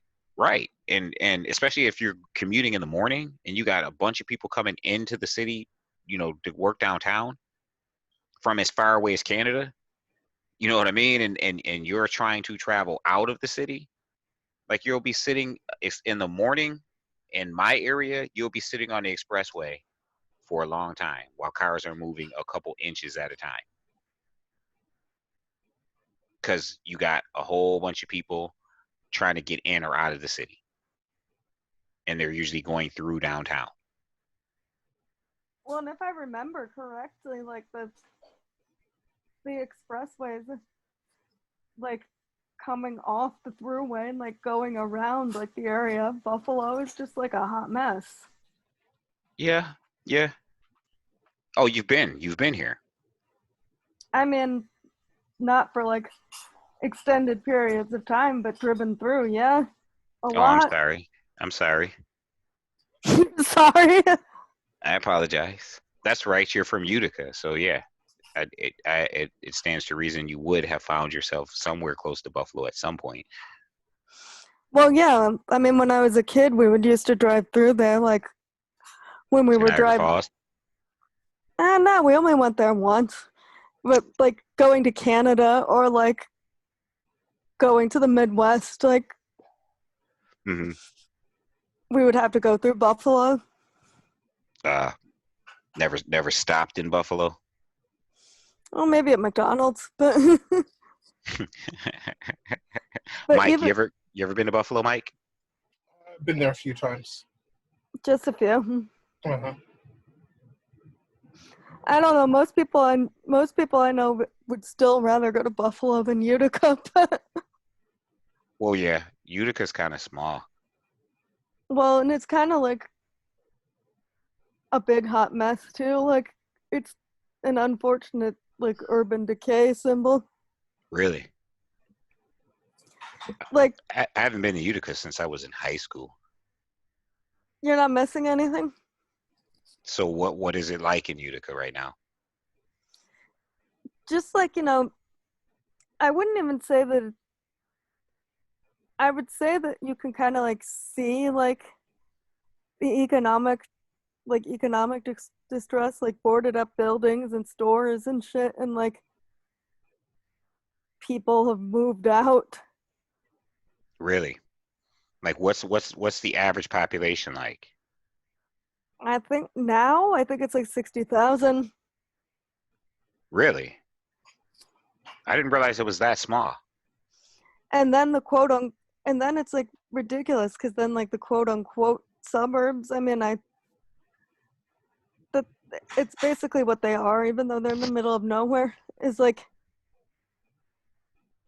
shit tons of like, suburb stuff, like, manicured lawns, like big houses, stuff, like, and then you get like into like Utica proper and it's like all dilapidated houses and stuff.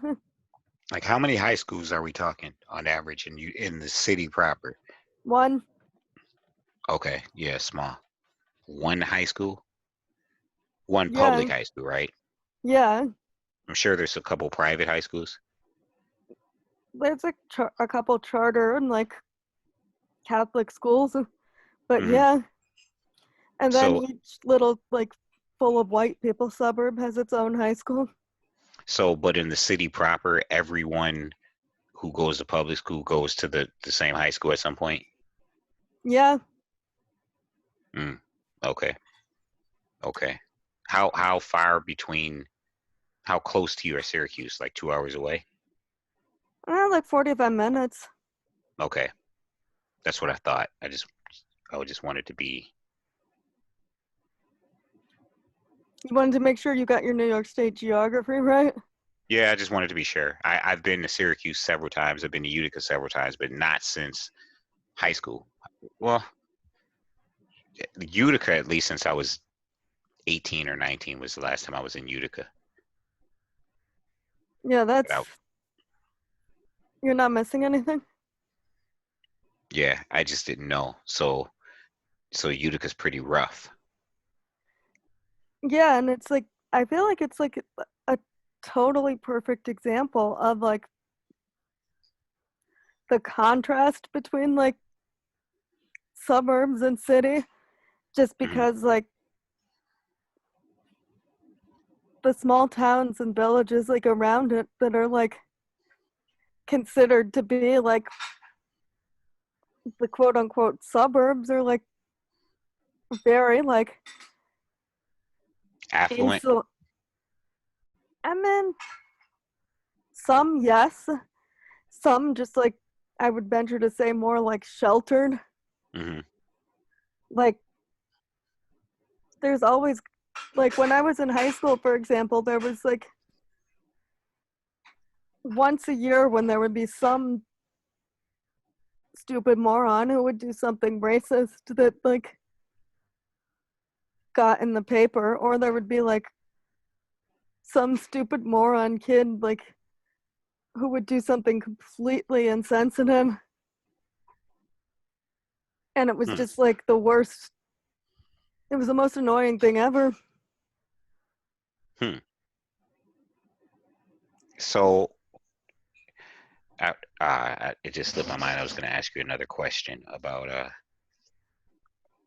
Utica, about the so like are the suburbs of Utica, are they close? Is it like farmland? Some is like farms, and like some is like, you know, like what, like it looks like suburbs, like Just with like like, nice houses and yeah, and little neighborhoods.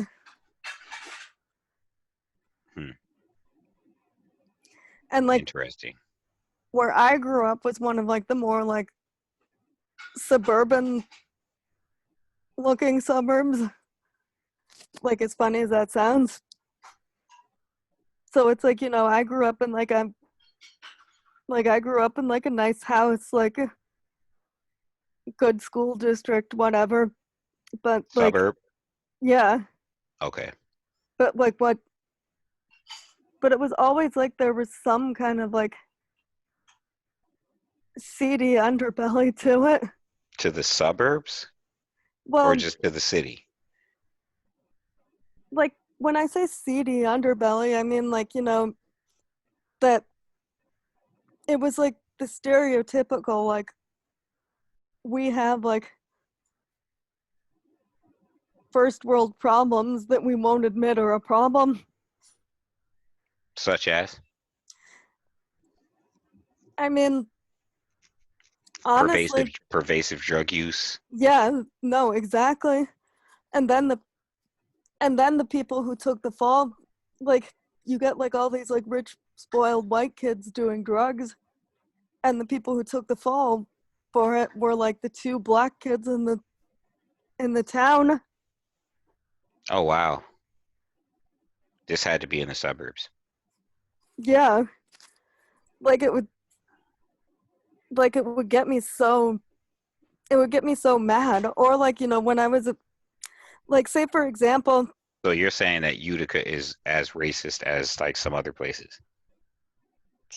maybe not like Utica proper, but like some of the towns around, yes.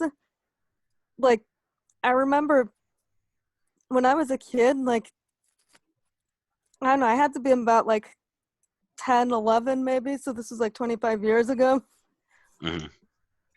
My dad had a coworker who had just moved to the area, just started his job there, and this coworker was a black guy, and he had an affinity for collecting Porsches, which at the time, because he'd moved from out of state, like, had out of state license plates, so he's driving these two Porsches around like this, around like he's got to be a suburbs. he's got to be a drug dealer, right?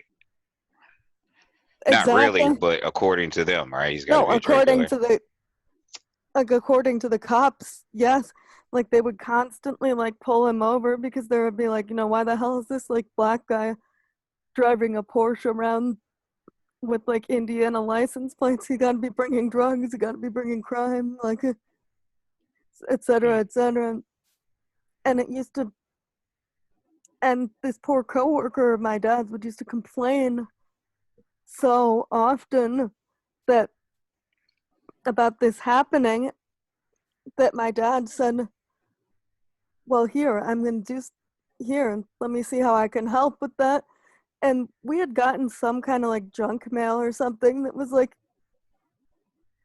from the Police Benevolent Association, where they had sent a bumper sticker. So my dad gave it to his coworker to put like on the bumper of the Porsche, just to see if it would, just like to experiment, basically, to see if it would get him to like, get the town police to like leave the dude the fuck alone, basically. And of course, like, unsurprisingly, like, they stopped like, pulling him over when after he put the bumper sticker on the car that basically made it look like, oh, I support the police. Wow. And it's like, and like, let me be hauling a trunk full of drugs. I'm making sure I have that bumper sticker. It's gonna be like Blue Lives Matter, like, yo, like two of them right on my bump. No, I'm just kidding. I don't mess with drugs, but you're saying hypothetically. Yeah, hypothetically, I could go with the Blue Lives Matter sticker and I'm good. Hypothetically, like, just put like, I support the police stickers all over your car. You could be hauling a few kilos of heroin. No one's gonna care. Yeah, they're like, oh, he's one of us. Let him go. But the thing is like, we say that jokingly, but I'm sure it's true. Yeah. Like, what the hell do you think that the cops do with all the marijuana they confiscate? Like, I don't think they throw it away. Let's put it that way. Yeah. And I don't think it sits in an evidence room until it's no longer usable either. Well, honestly, depending on where it's sitting too, it can go a pretty long time still being usable. Yeah. But I mean, it's my thought process that stuff gets recirculated. Recirculated or consumed. Yeah. I just know you seize a whole bunch of keys of coke. I don't care how far up the chain it goes, wherever it gets to, you got a couple pallets of coke and you're just, what are you going to do? Burn it? It's like saying, let's just burn this money. Yeah. Or like, what are you going to do? Burn like bricks of weed? You're going to get the whole town high.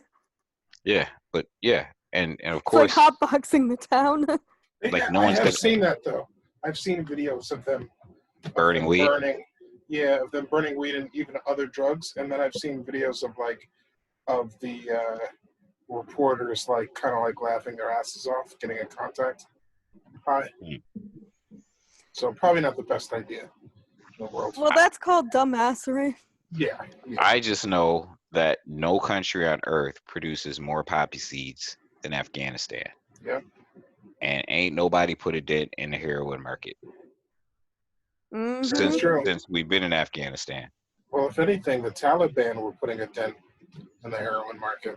Once they were kind of pushed out of there, production kind of increased. Yeah, that's what I'm getting at. Like, the heroin market worldwide should have took a large hit when we went in Afghanistan and established ourselves. That ain't happened. You know what I'm saying? So hypothetically, that's evidence that, like, basically, in the invasion of Afghanistan, like, the U.S. was, like, covertly, like, recirculating the product. Well, it's not even that. I mean, the Taliban are like very religious dudes. They don't like drugs. They were heavy-handedly making sure there was no production. And once they were kicked out of there, you didn't have these heavy-handed people curbing production. So it's not even. Oh, I see what you're saying. Yeah, it's not even that the U.S. was necessarily complicit in trying to like monetize it. It's just that they're not, you know.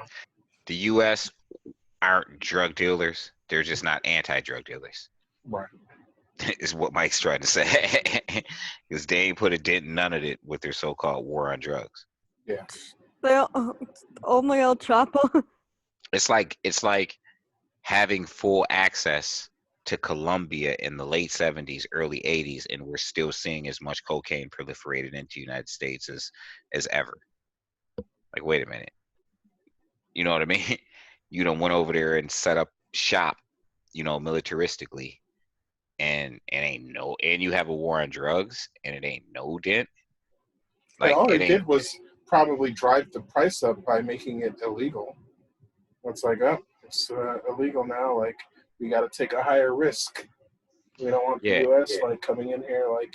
And we got to make sure that they get their cut. Okay. But it wasn't a war on drugs. It was a war on black people, and like they did black and brown people. Yeah. But black and brown people, and they did a lousy job of covering that up. Like. Yeah, when you're dropping off automatic weapons in Los Angeles on the back of rail cars and ignoring things that were going on in the late 70s and early 80s, like straight turning a blind eye to things that were going on in the inner cities in Los Angeles, and helping to proliferate or exploit black on black crime. Like, you were like proactively helping, literally, like leaving open rail cars with guns unattended. I remember that one report. Kind of saying something. That one reporter broke the story in Time magazine before they killed him about what the government did in LA.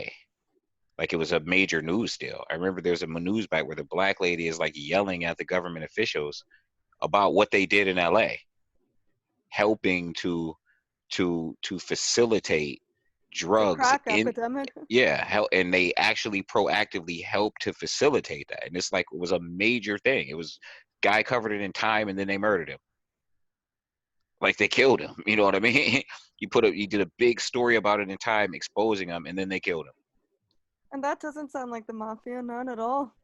Yeah, I mean, he exposed the government's involvement in the crack epidemic in Los Angeles. Like, it's not a secret. It's not a conspiracy theory. It just is a fact. You know what I mean? Like, it absolutely happened. FBI were complicit in it. Oh, yeah. But there was some guy recently who was part of Nixon's administration that basically said that, like, drug laws were intended to, like, ostensibly to, like, silence the black and brown community and silence the hippies. I mean, I wouldn't doubt it. Yeah, no, definitely. I've seen that documentary. I don't know if you're talking about Roger Stone or if you're talking about some of the other folks, but Roger Stone's been around since the Nixon era. No, it wasn't Roger Stone. I don't remember the guy's name, though. Oh, yeah, the guy I'm talking about is dead. But they did make a movie based on his life story, and Jeremy Renner played him. Oh. And they even show the actual cover of the Time magazine with, it's got like FBI and the drugs, and it's in a red circle with the line going through it, and that's the actual cover. You mean like a no smoking sign, except with the word drugs? Yeah, and it has FBI, and that's the cover of that particular issue of Time magazine. and it definitely has. It definitely has. He definitely did it. And he gets found dead, which most people believe was, they killed him. It was Wait, not a coincidence. Wait, who's this Right. guy you're talking about? I got to think of his name. He exposed. I just can't think of his name offhand. You're talking about the journal. You're talking about the person that was involved in the whole Exposing the FBI's involvement in the proliferation of crack in LA. Wait, the FBI or the CIA? I could be confusing the two. Or both. Yeah. No, I think you're talking about the CIA. You're talking about Freeway Ricky Ross. Yeah, but this was a journalist who. Yeah, but he's involved in that whole situation. Yeah, I saw the documentary. It was great. I got to meet one of the writers of maybe director of the documentary.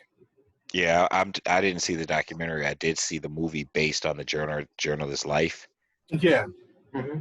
Yeah, that's all wrapped up in the Freeway Ricky Ross thing. But yeah, that journalist was trying to expose everything. He often stood up and even in the midst of big press conferences, tried to take the CIA to task. And then he kind of the newspapers would kind of listen to the CIA. Yeah, he went to Time. He actually went to Time magazine with the story. Yeah, and so they flipped it on him. At first they were not listening to him, and then they finally were listening to him, but then they folded under the pressure of the CIA and tried to write the story this guy was just crazy the whole time, and he lost his family and credibility, and then they try to make it look like he killed himself under the pressure, but it was shady. Yep. Sounds very shady. Yeah. Yeah, but a lot of things were exposed. Literally, they leave rail cars with fully automatic weapons, unattended and opened. Saying, "Here, come take." Yeah, come take these guns.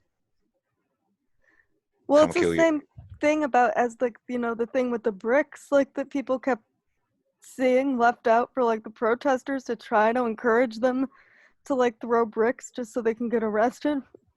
Yeah, there's a video of a police convoy loaded with bricks. I actually saw that earlier today. Because it's because that's not awkward, not at all. Right. Nor was it awkward. Those videos we have of police officers dressed in plain clothes, damaging public property, damaging privately owned businesses, damaging public property. You know what I mean? Or transporting bricks and laying them in public places. Mike, where were you were you part of this conversation 2 minutes ago when we covered the bricks? You covered the bricks already? Damn.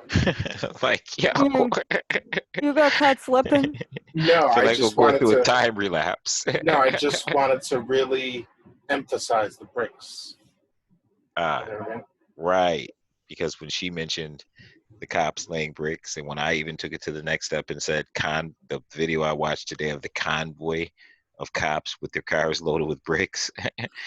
And then you said, what about the bricks? And then you're like, yeah, the bricks. Oh, okay. What just happened? I thought we just covered that. Mike's on time delay. He's like, oh, now was a good time to mention the bricks. He's on West Coast time. Yeah, what are you going through a delay there, Mike? Yeah, it's the Wi-Fi. Huh. Oh, so you're gonna blame the Wi-Fi? Yeah, blame it on the Wi-Fi. He's like, what about the bricks? we covered that and moved on. I was talking about the cops inciting things. walking, that video of the one cop where he just starts walking by the windows, breaking the window, and the black dude like challenges him.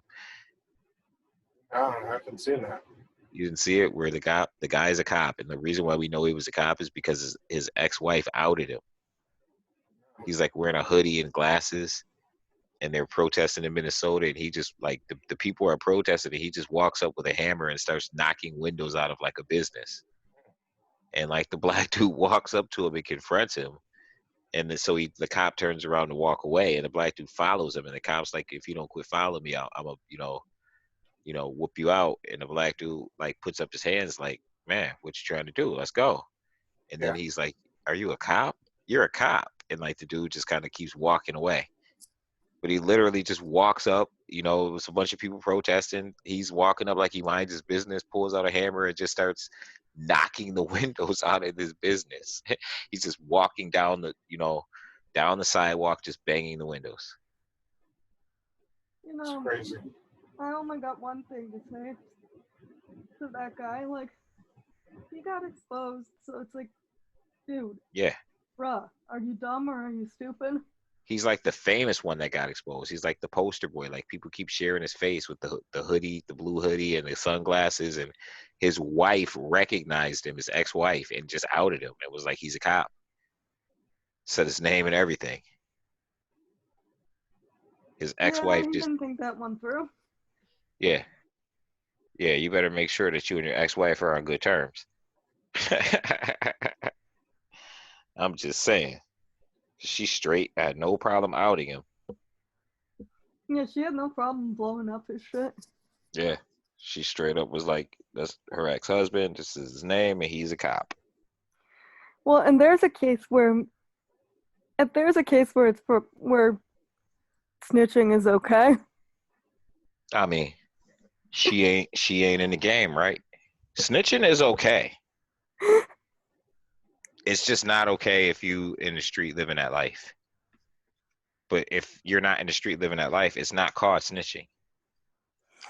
It's called being an annoying busybody half the time, but yeah, but the other half of the time, it's just called being a concerned and responsible citizen, right? I mean, it's interesting because like I'm hearing like all these things. Like I've been talking with a bunch of people about like basically all of us getting like berated by Cuomo over the weekend for like people like standing